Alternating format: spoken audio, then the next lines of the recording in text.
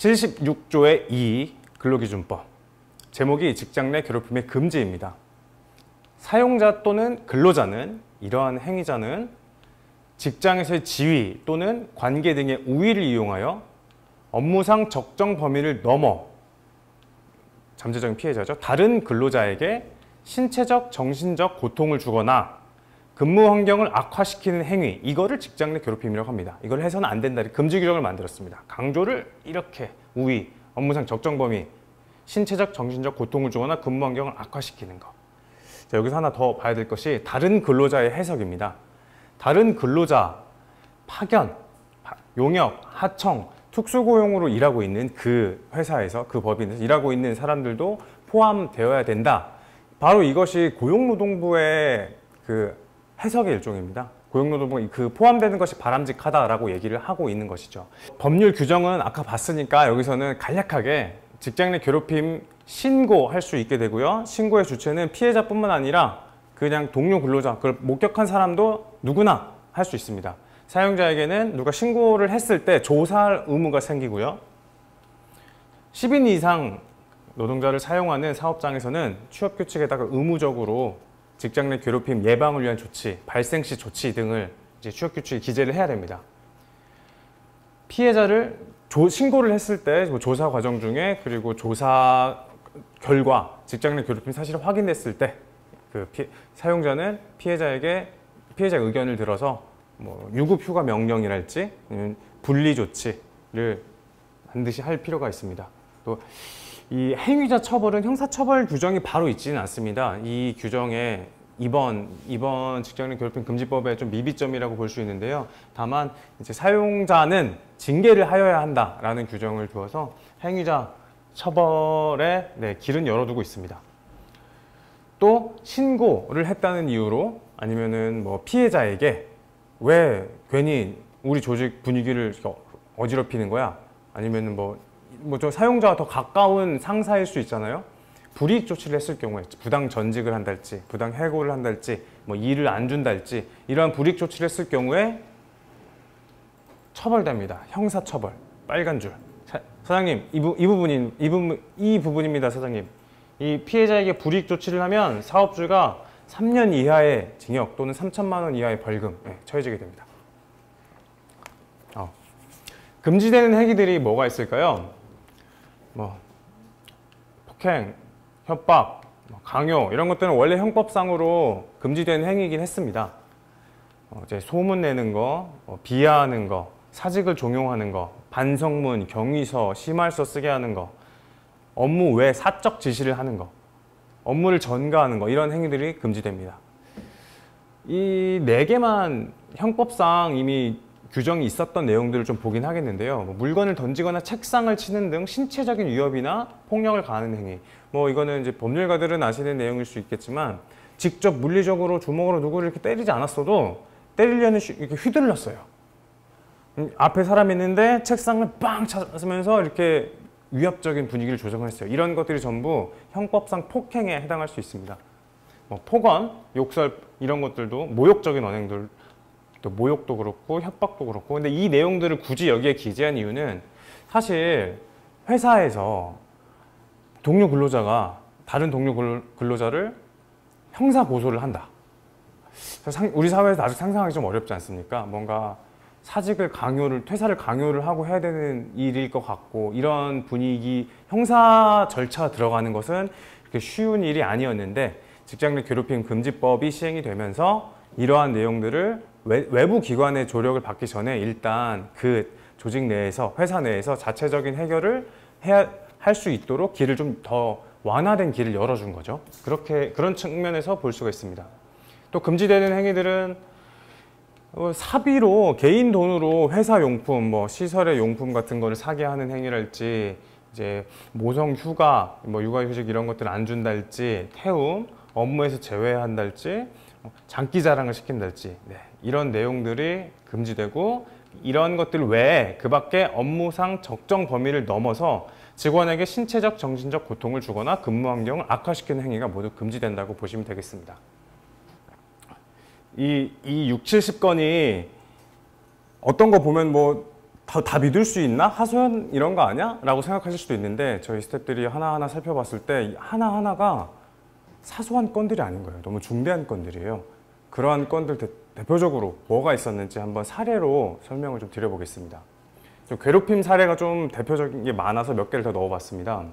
팀장이 개인 점심시간에 개인 점심시간을 점심시간은 법으로 보장되어 있는 휴게 시간이지 않습니까? 점심시간을 침해하고 간섭하고 이렇게 하니까 그러지 마시라 라고 얘기를 했더니 괴롭히는 거죠. 야, 너 사회생활 할 줄 모르는구나.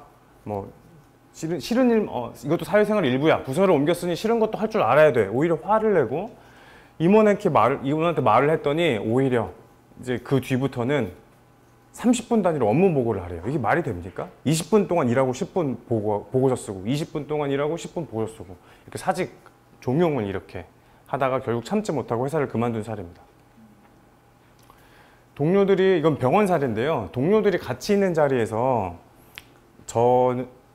X하고는 말도 하지 마라. 점심도 같이 먹으러 가지, 같이 안 데리고 가고 이렇게 집단 내에서 좀 따돌림을 시키고 환영의 자리를 만들어 놓고 그 자리에서 교수님이 안 왔어요. 그 자리에서 사람들 다 있는데 우리는 너를 환영하지 않는다. 너 그냥 가라. 이렇게 막 모멸감을 주고 네가 그만두는 날까지 스트레스 받아서 머리 다 빠질 때까지 저도 네, 이거 너무 심한 저주인데요. 네, 다 빠질 때까지 괴롭힐 것이다. 네, 사직을 이렇게 강요를 하고 입사 3일째부터 그만둘 거면 빨리 그만두세요. 나이가 많아서 쥐어 팔 수도 없고 내가 하는 말에는 무조건 예 알겠습니다 라고 대답하세요. 이게 존댓말이에요? 반말이에요? 좀 이해하기가 어려운 이러한 태움 문화가 있었는데 이게 입사 3일째부터 계속 이렇게 있었다는 겁니다. 매일매일 혼을 내고 괴롭힌다. 모니터 화면 보면서 이게 안 보여? 눈가를 빼서 씻어줄까? 이게 제가 연기를 잘 못해서 이렇지만 실제로 당하는 분 입장에서는 이게 뭐야? 나 사회생활 처음 하는데 너무 충격적. 이게 원래 이런 건가? 이런 생각을 하게 되고 거기에 젖어들게 되고 폭력과 폭언에 이렇게 길들여지게 되는 겁니다. 또 이러한 이 감정의 이연, 분노, 무기력 이런 것들이 또 가장 큰 피해, 같은 피해가 이렇게 피해자가 되는 사람들이 그 가족들이죠. 가족들의 사례도 좀 보겠습니다. 네, 이 피해자의 어머니가 저희에게 보내준 제보입니다. 오늘 또 아이가 자살 소동을 보였습니다. 엄마, 난 아무짝에도 쓸모없는 인간인가 봐. 직접 읽어보시죠. 20초 드리겠습니다.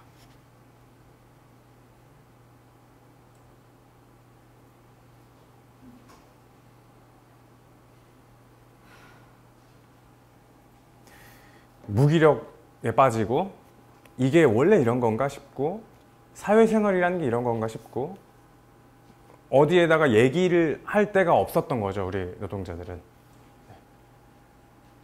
또 다른, 이거는 이제 가족 사례는 아니고요. 본인이 그 공황장애, 이 건과 이 다음 건이 공황장애, 수면장애에 빠지는 그런 현상입니다. 이건 정신과 진료를 받으면은 거의 99.5% 나올 만한 상황인데요. 잠을 못 자는 거죠. 수면장애도 있고 무서워서 걱정돼서 내일이 걱정돼서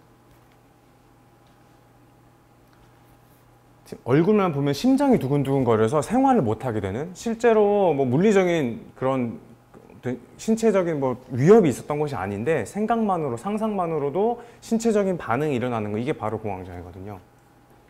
실전 사례를 한번 볼게요. 여러분들이 이 조직에는 없으실 것 같아요. 직장 내 괴롭힘 감수성도 높으시고 없으실 것 같은데 한번 보세요.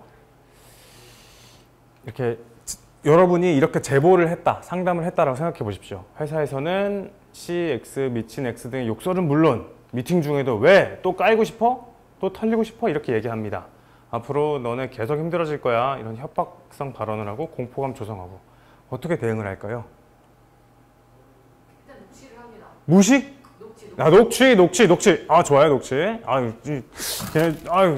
수고하셨습니다. 또 녹취 또 뭐가 있을까요? 어떻게 대응을 준비해야 될까요? 같이 욕을 한다.